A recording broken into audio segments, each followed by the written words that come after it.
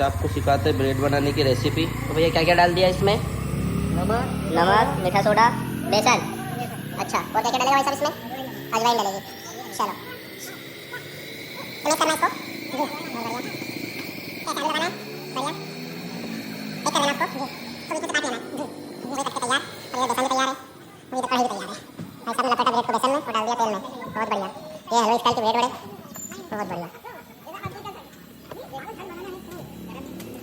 तो भाइयों किसी को भी सीखना है इस वीडियो के माध्यम से सीख लेना हलवा स्टाइल ब्रेड बड़ा। तो इसको मीडियम आंच में सेकना पड़ता है, तेज आंच में? मीडियम आंच में सेकना पड़ता है। चलो भैया इसको खाने के लिए कहाँ आना पड़ेगा? बिलाक चौराहे खालवा। बिलाक चौराहे खालवा। चलो ठीक है। ये आपका गर्मा गर्म ब्रेड बड़ा रेडी हो चुका है और इसको अब हम जाएंगे खाने के लिए।